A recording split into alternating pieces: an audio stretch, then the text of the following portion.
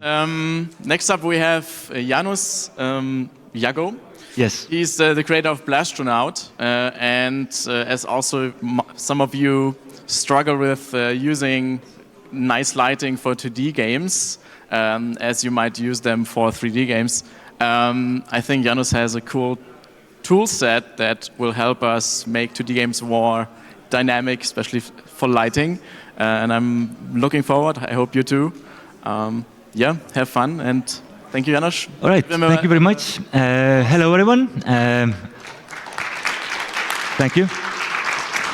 So I'm pleased to be here, and thank you for inviting me again. So last time I was here 2 years ago, where there was GodotCon, and then I was making a little presentation about a demo scene that I made. Maybe you have seen this abandoned spaceship demo scene.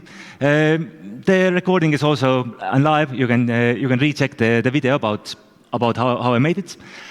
But since then, I haven't actually worked on 3D much. I still have a game to finish, the Blastronaut game, and therefore I've added some cool effects to that and made this new talk about 2D effects. So the name of the talk is Raytracing is simple for 2D games, and really my goal is to make it really simple for you, and let's see how it turns out. But as I said, there is all the fuss about 3D in Godot. All the new lighting effects are mostly coming for 3D. So I think we should really give the 2D games also some love, and try out some ray tracing on 2D. So first of all, actually these lighting systems are not even too new. Already in Godot 3 there is this cool dynamic lighting system where you can like have dynamic lights and nice soft shadows. These are like multiple, like four layers of shadows, but it runs really fast, like 2.5 millisecond fast, and this is on my laptop that's on power saver mode and as integrated Intel graphics. So if some of those frame times are not too high, it's not necessarily the issue of Godot or its performance, but it might be my mistake or moreover my pretty regular hardware. So, but this runs fine, and it's pretty easy to set up. So you just add a bunch of images or shapes to the scene, and to those images and shapes you add light occluder nodes underneath. These light occluder nodes also need to get the shape, and this process is a little bit tedious. You need to copy it from the original shape and paste it, but it can be added. It can also be added for tile maps, and yeah. So simple, great, and then bunch of light sources. Everything just works out of the box. Nothing else needed. Now, since Godot 4 came out already quite a while ago, I found a post from 2020 from Redus. That was that Godot 2D engine gets several improvements from upcoming 4.0, and the main headline improvement was the 2D sign distance field.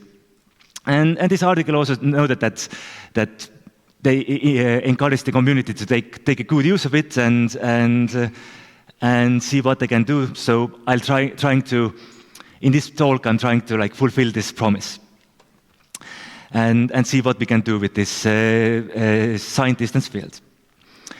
So what is a sign distance field? It's pretty much a representation of a distance from any shape. And this sign distance field is created in Godot 4 for those occluder polygons. And this is automatically done. You just need to use it so it takes effect. So on the signed distance field, this is the same scene. This is the same shapes. And on the edge of the shape, it has distance values of 0. There are also negative values inside the shape, and the positive values, the distance values, are outside the shape. And these values are really like the distance pretty much in pixel scale, and this means that it goes to infinite, pretty much whatever the size it is.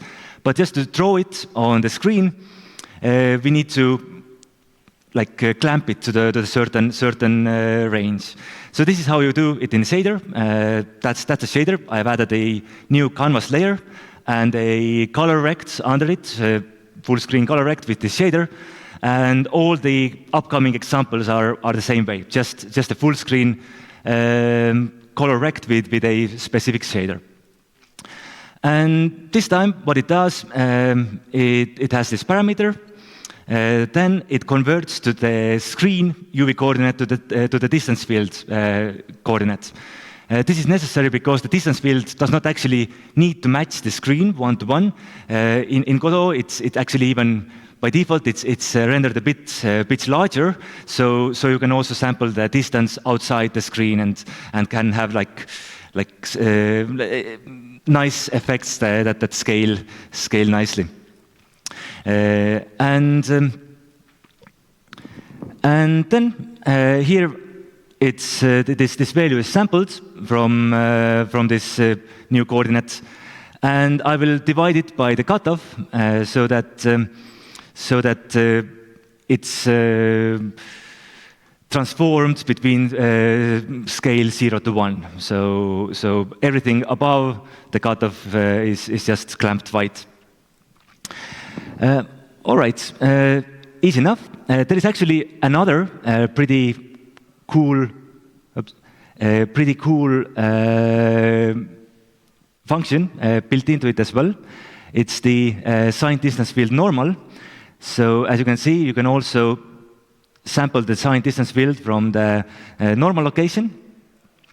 And if I plane to the normal, it pretty much directs you towards the closest stage as well. So it might be pretty useful to optimize these algorithms later, so that we also don't know only how far the edge is, but we can also know pretty much exactly where the closest edge is by multiplying the normal with the distance value. Maybe I will use it later, and maybe not. We will see. So what can we do with it? So some very simple things that we can apply. We can create ambient occlusion effects. So what it is, I'm just sampling the signed distance field here, and then smooth stepping it to a certain desired range. So I'm just taking a part of it that's outside it. Smooth step is a really useful function in shaders. It's almost like mix function, but it's smooth.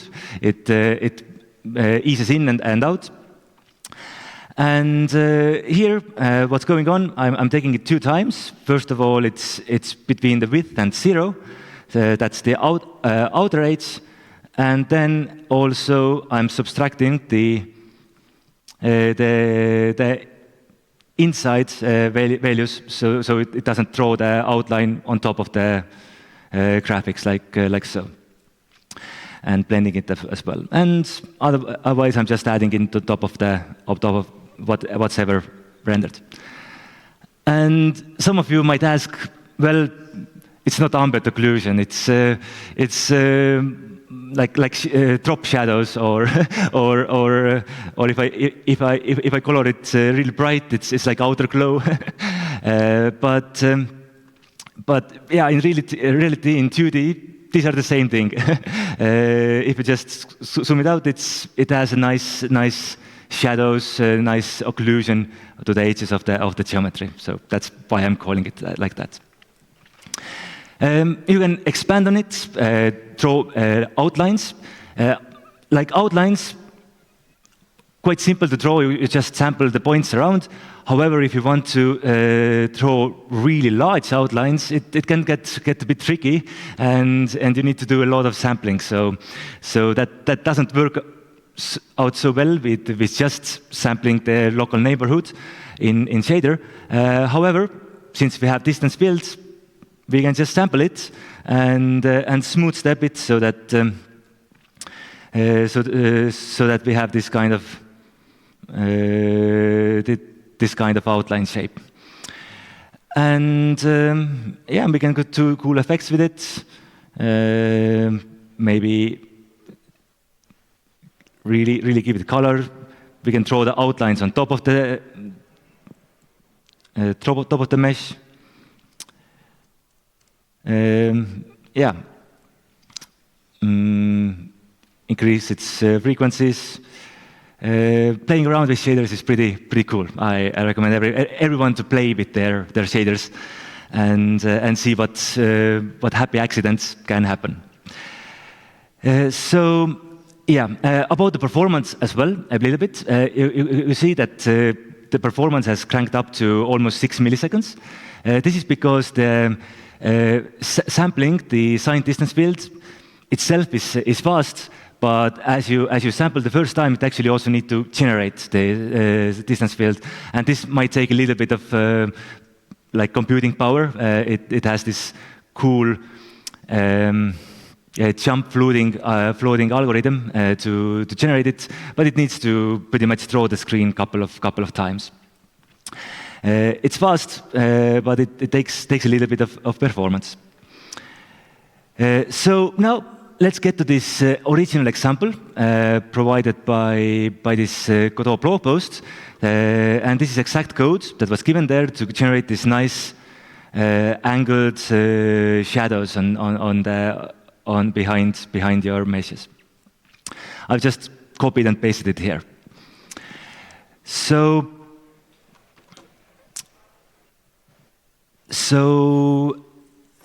what's going on here is we need to find the closest edge, and we need to find it to a certain direction.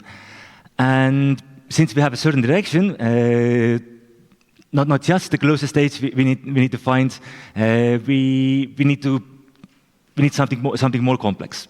And the system that's used is called circle or sphere tracing, regarding whether you do it in 3D or 2D space. And pretty much you can find any edge in any kind of image. You even don't need a distance field. If you just do like Raymarching, like pixel by pixel march throughout the scene until you find the edge. But obviously it won't scale very well and will not give you the best performance. But having the distance field available allows us to do it much more efficiently. So use this circle tracing, which means that at any point on this Raymarch step, pretty much, we can always freely move to the distance of the closest geometry. So since we can sample what's the distance in this point, we know that at least that by the distance we can sample because and we won't hit anything else. And then it continued until eventually it reaches the final geometry edge. Yep, it's much less samples, but still a few. And this is how it's done. As you can see, in principle, it's pretty simple. We just sample the distance field. So let's take a look at this code. First, it just defines the direction vector. So from the angle, it multiplies by pi. Nowadays, we know that there is also a built-in constant for pi, so I can replace that. And then this pretty much moves it to the radiance, where the sine and cosine functions are operating. And we have a direction vector, a unit vector with direction input. We also can sample the starting, find where our starting distance field position is, and then start accumulating the distance as we step. So in a while loop, it steps. In every step, it samples the distance field and adds this distance to the accumulation.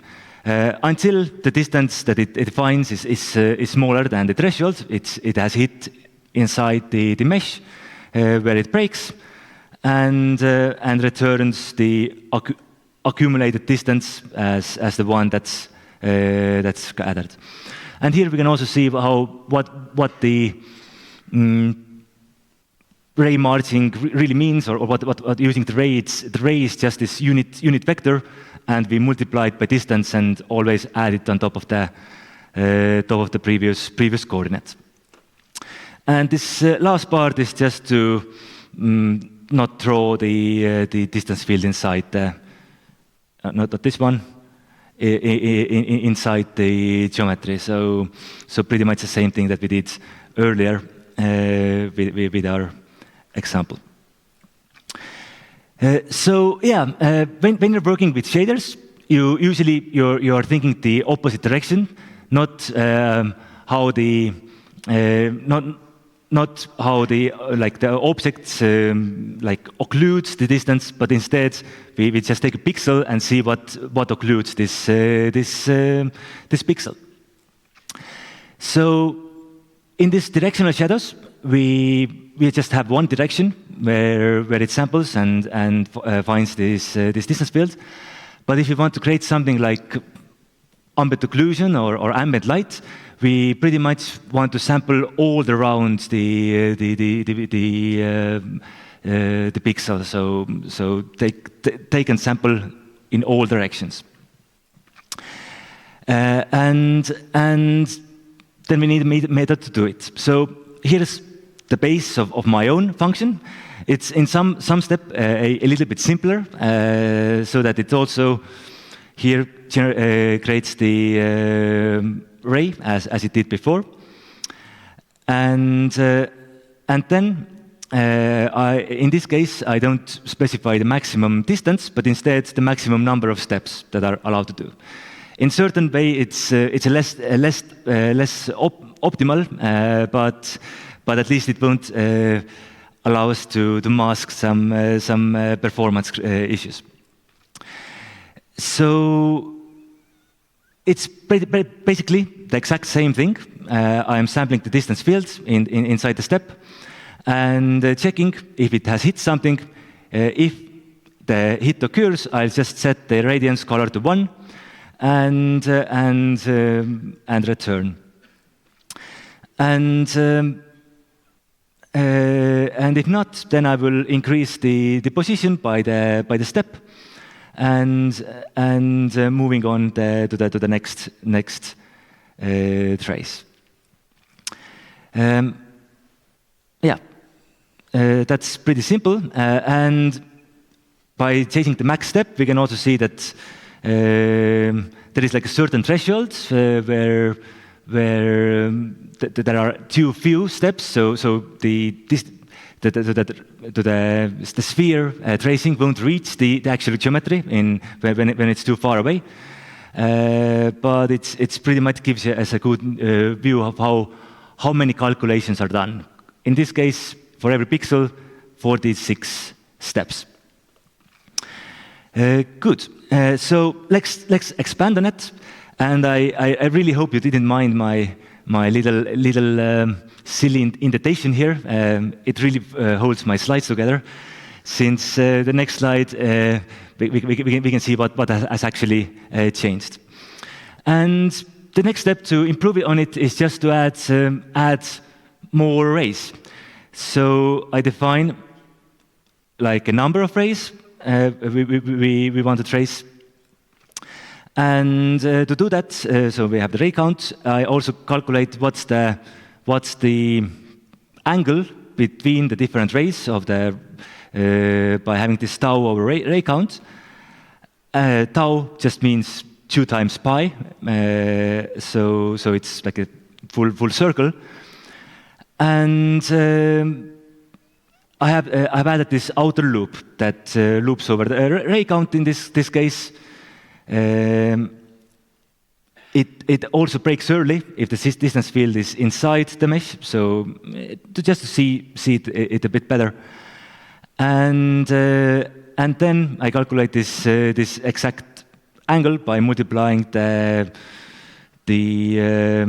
step value by the tau over ray count. And yeah, the internals have remained the same. Just in the end, I'll sum up all the radiance and divide it by the ray count, so I can clearly see how many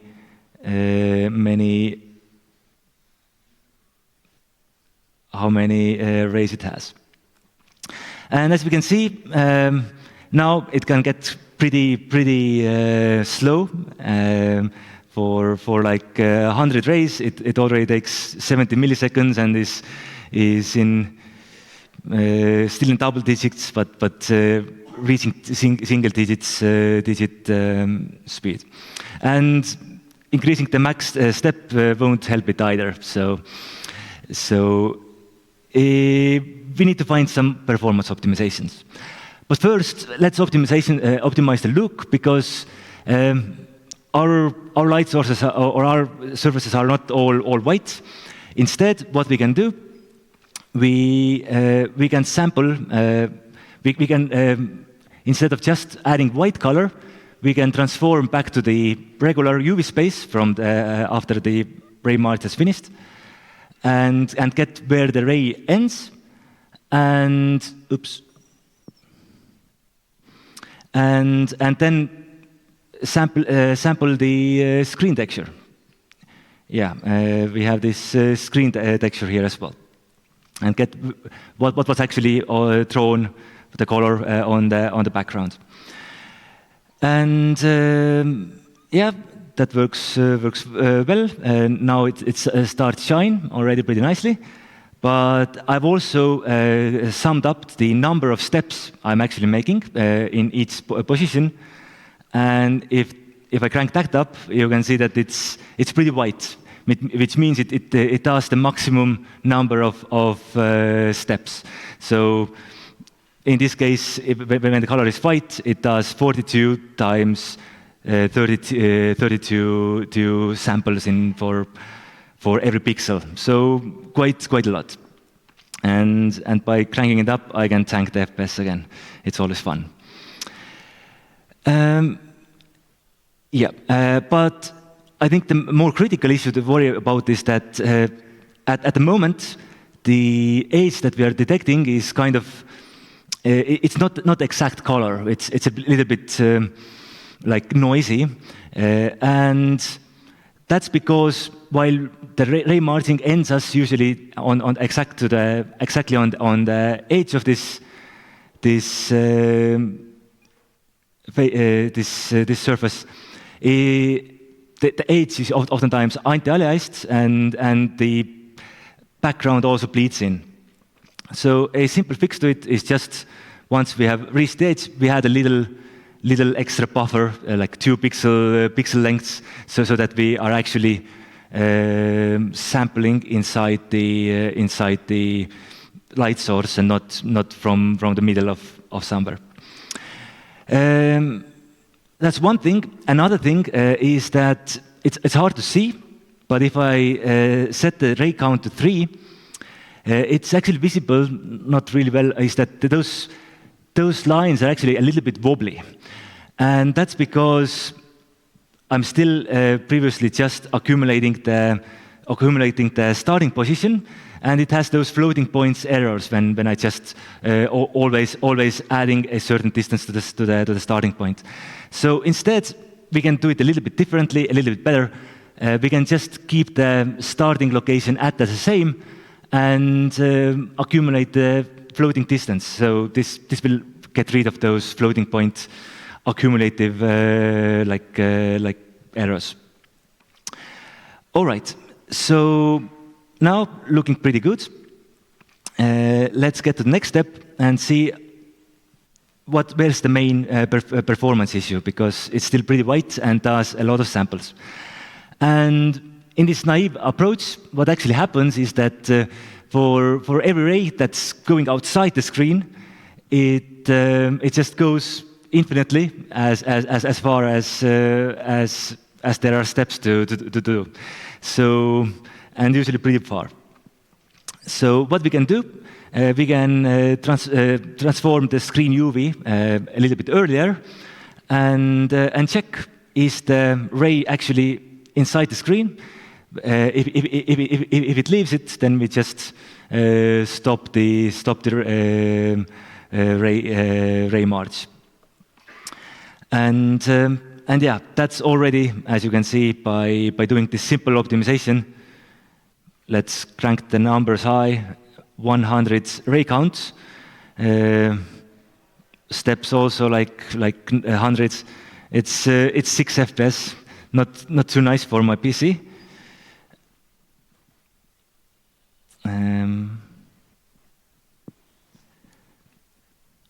Okay, I made it too low, so let me restart the demo. One moment, please. I just deleted the insight, I guess. So where were we?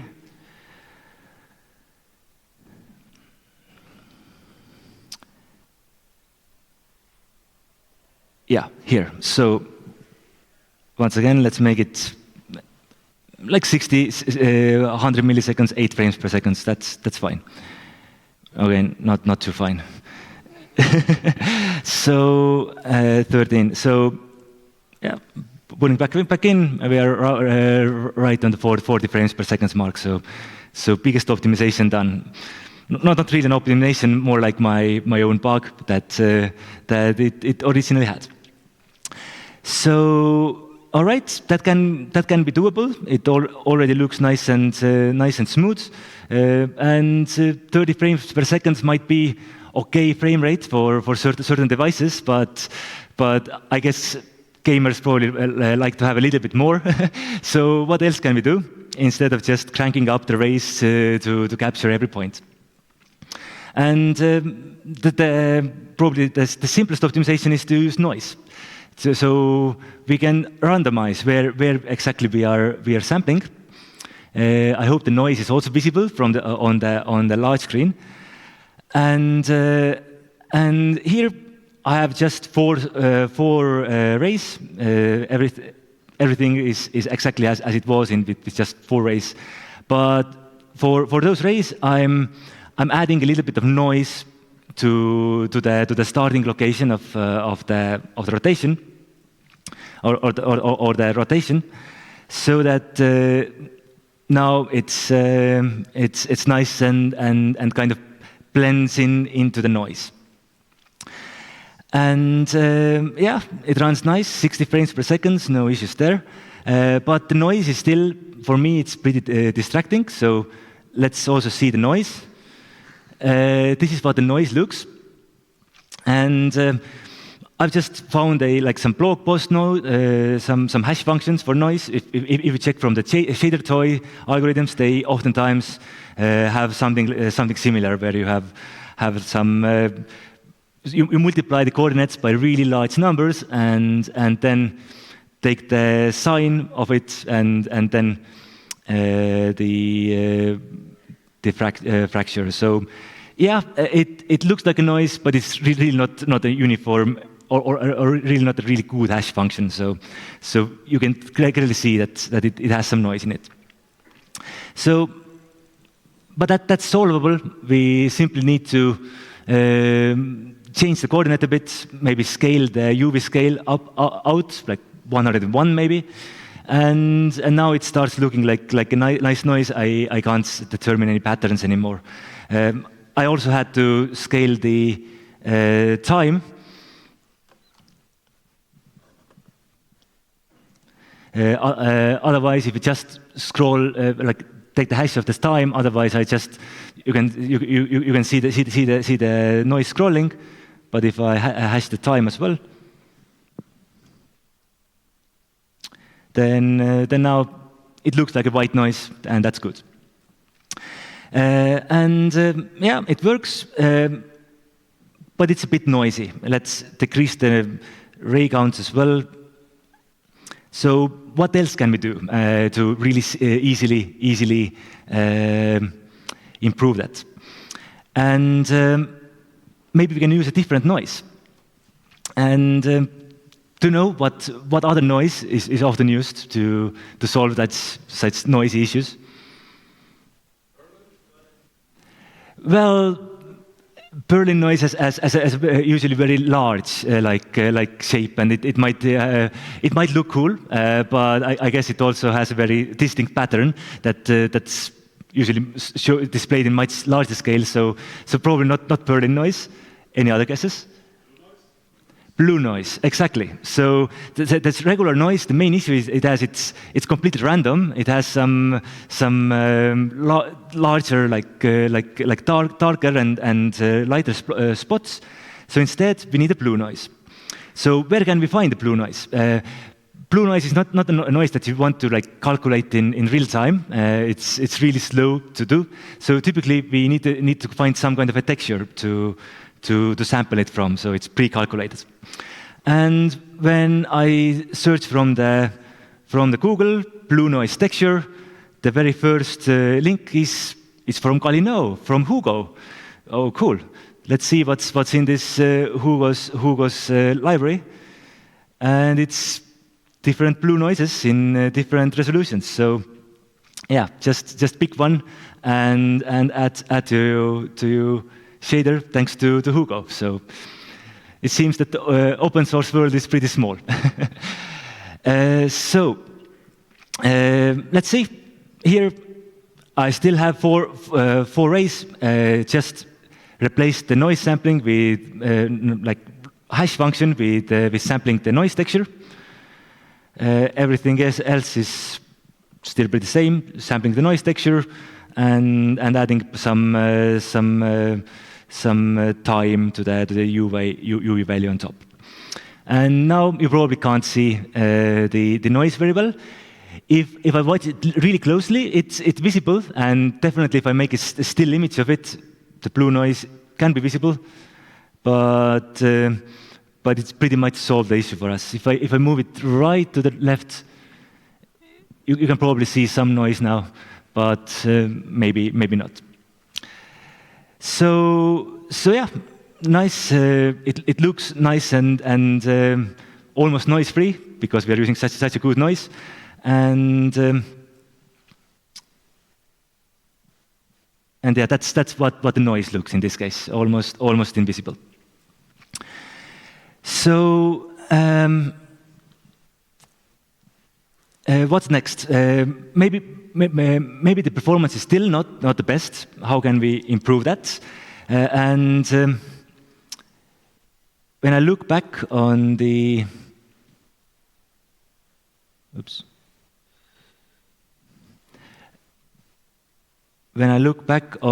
original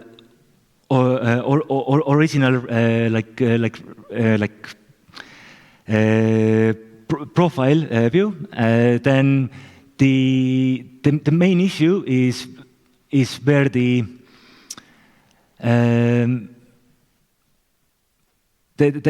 most performance is lost near other surfaces.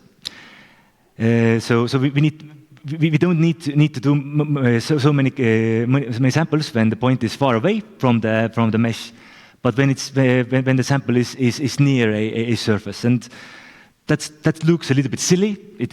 it should be like we're sampling the point right near the mesh. Why does it need to do the most samples there? Can someone guess why we need to do most samples near our geometry?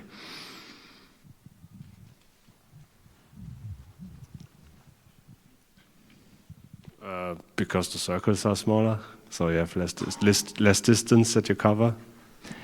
Yeah, it's less distance, but our Raymarch should also find it sooner. So the actual reason is that that we are doing the rays in all directions. We are also doing the rays on the sideways and on top and bottom.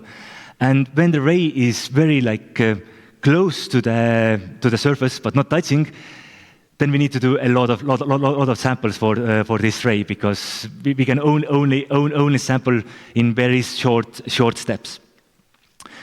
So let me see what we can do for it. It's a little bit of a hack solution, but we can. I have a specified max step. So when I'm very close to the surface, I can make bigger steps.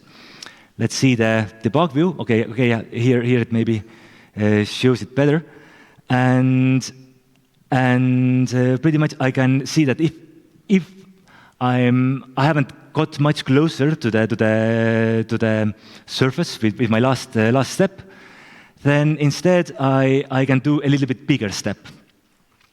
And as you can see, by increasing the step size, it kind of dims down the complexity, and it gets much faster. But it also has a downside. So if the step is too large, it can start showing some artifacts. So yeah, it can. If those optimization steps are too long, then we might miss the surface altogether.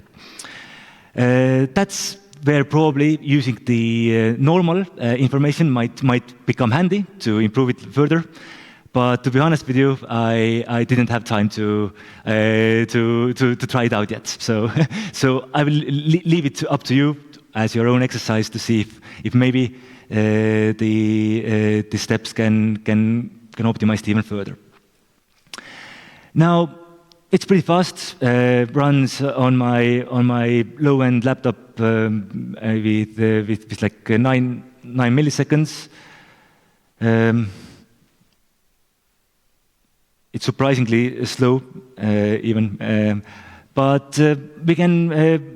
But it's doable, and we can add it to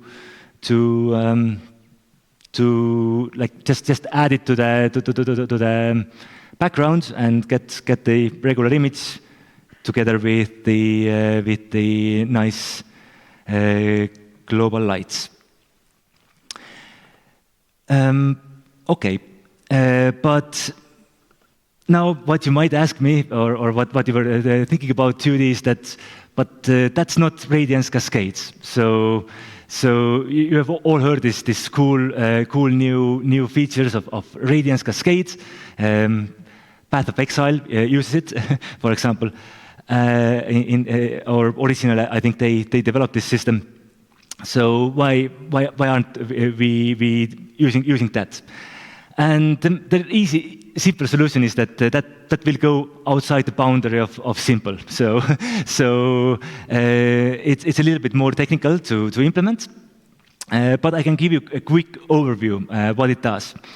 It uses this little behavior that when we're sampling the occluders that are close to the object, then we can do much fewer radial samples, and when we are sampling things that are farther away, then we need to make more samples, but we can do it at much lower resolution. So the linear distance of this shadow penumbra area is pretty blurry in there. And what it does, it very creatively divides these longer ray traces and shorter ray traces into like it does a very small resolution, but many like long traces on very narrow area, and then gradually shorter traces to the like closer areas, and blends them together in the process. Overall, like complexity of it is similar to doing like 16 ray samples. So same as if I would crank up this parameter here to 16. It's still for making the ray traces relies on this distance field. It's just additional optimization on top of it. But with this optimization, it also has some certain artifacts and issues that needs to be solved. It can have some distinct like halo around the edges, and there are solutions to fix it, but these are outside the scope of this little talk. However, Godot is not alone. There is actually someone has already implemented it. There is this Radiance cascade for Godot, and you can try it out and get even faster running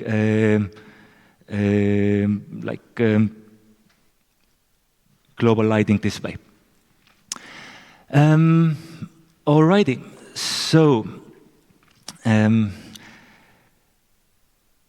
now finally, where my game comes into this system, because this example right now I was just playing around with this new Godot 4 distance build. However, I have a little secret. The Blastronaut is still made in Godot 3, and I don't have any distance field there. And another secret is it still uses the GLES 2. So all the effects. I would like to keep that this way, and all the effects are relying on very simple calculations. So what I did, I begin by also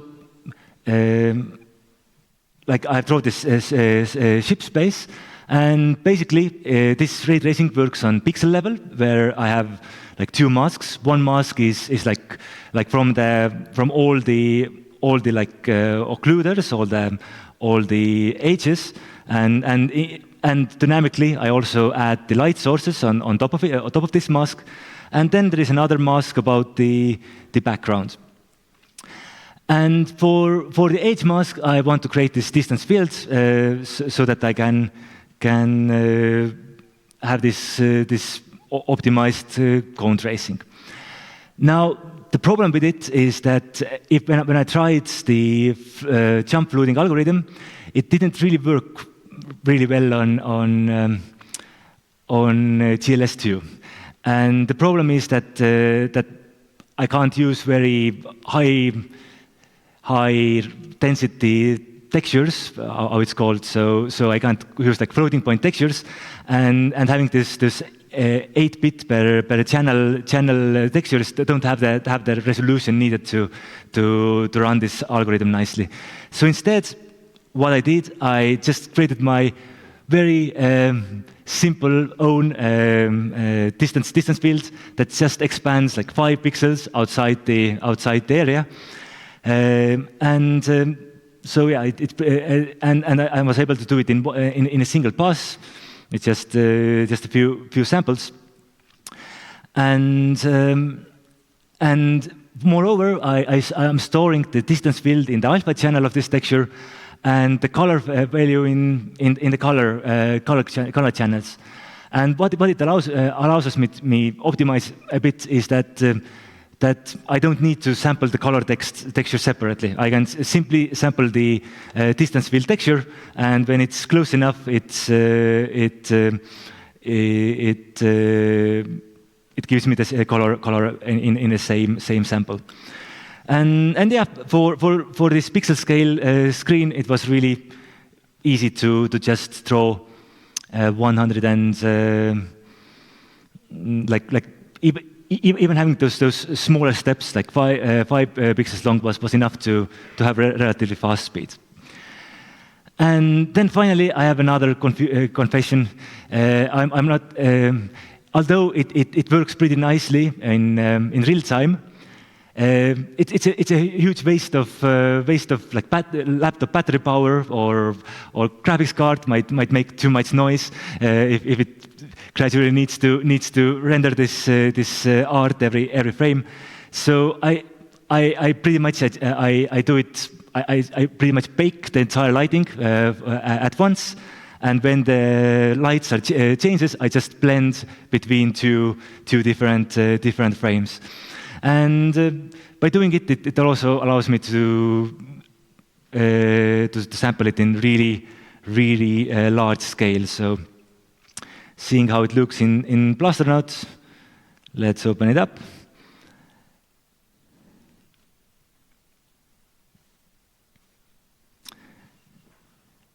I really should have turned the power saver mode off. So yeah, do you have any questions? Maybe you can take the questions. We might have time for one or two. And here, I'm turning on different lights, and then it looks pretty nice. Yeah, it was a great talk. Thank you for that. I got a question. So in the traditional Godot 2D lighting system, you have, for example, unshaded materials.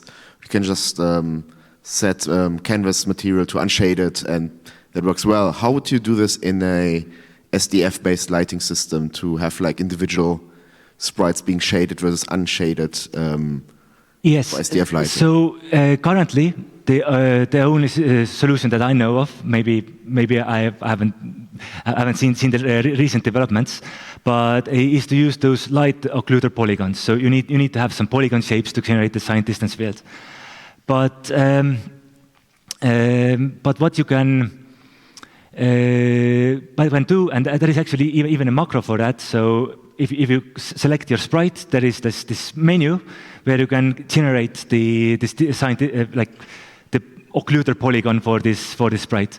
It might not do it very precisely. It might be quite low poly shape, and you need to hand tone it.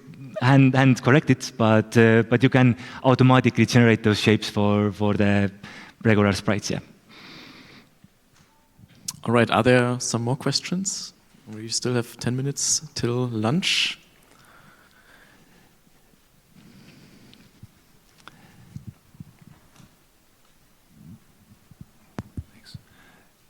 Wonderful talk. This talk kind of blew my mind, and I realize I'm completely unprepared for what was going on. But a couple quick questions. One was, how did you get the shader code to show up in the editor? It looked like your presentation was in Godot, which is fantastic. And then secondly, like, what would be a good way to get started with this in the most basic level? This is really some pretty advanced and awesome stuff. Thanks. So how did you get the shader in this slides, pretty much? Yeah, so I coded a little plugin, and let me see if I have time to show that. Yeah, that's this one, and I pretty much I made this my own little class. Let's sample Raytracing. So yeah, I have my own, like, it uses the Godot built-in like nodes. Godot has like this text editor is already provided by Godot. So I simply okay, it's in the UI, right? So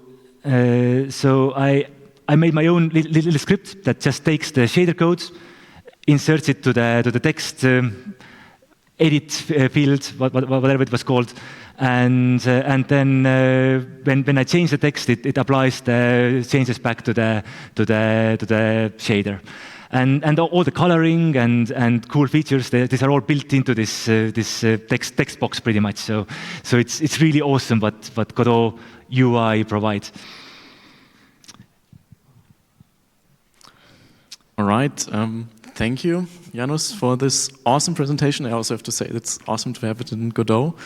Yeah, we're going to have lunch break now, and afterwards we're going to hear from Chris about how they added multiplayer to Domekeeper. Hope to see you all back in this room, and another applause to Jaanus. Thank you very much.